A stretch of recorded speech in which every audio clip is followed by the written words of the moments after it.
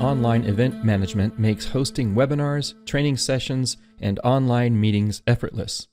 Create events, manage RSVPs, send automated reminders, and track attendee engagement.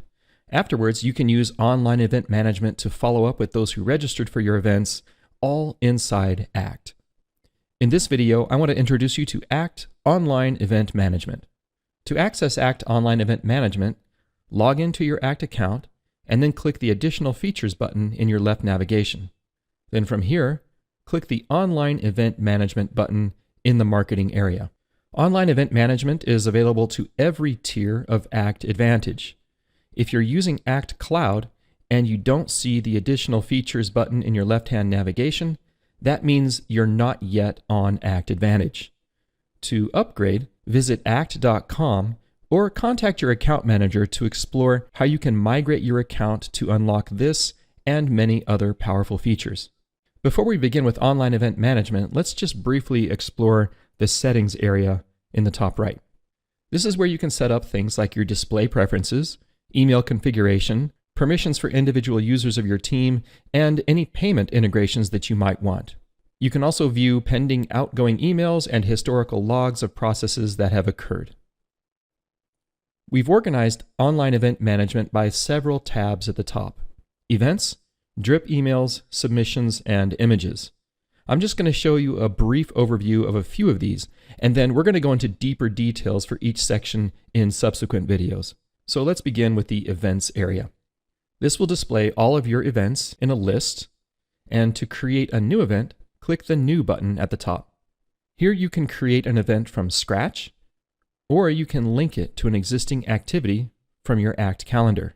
The event details below include its name, its date and duration, and location, such as Zoom or Teams, and even your event type. After creating an event, it will appear on your main events screen. I'm going to edit an event that I created earlier so that we can view some of its settings. The URL at the top is what you will share with your contacts so that they can sign up to attend your event. Down below, the event consists of 5 main tabs. The General tab contains most of the basic information associated with your event. Here you can edit things like the event name, its scheduled date, time, and duration, its online location, and the payment amount if you have payments integrated.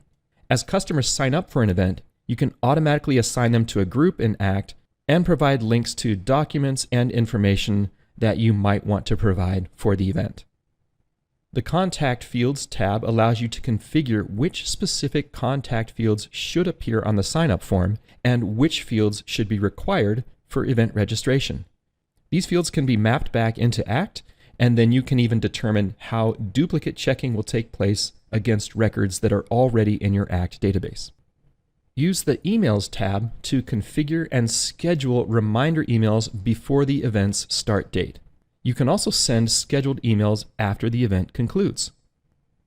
The Template tab allows you to choose an overall theme for your event sign-up form.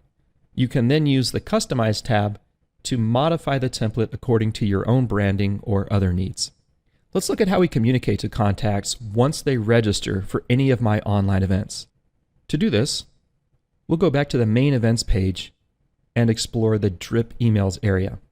Any email templates that you've created will appear in a list here.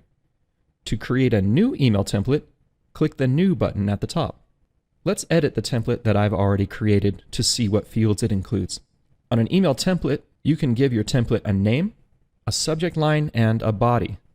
You can even use the placeholder tags below to merge that information into the email. Tags like this include the specific name of your event, the contact's name who's signing up, and even an unsubscribe link in case they want to opt out. Now you can reuse templates like these across all of your events. There's no need to craft new emails for every event.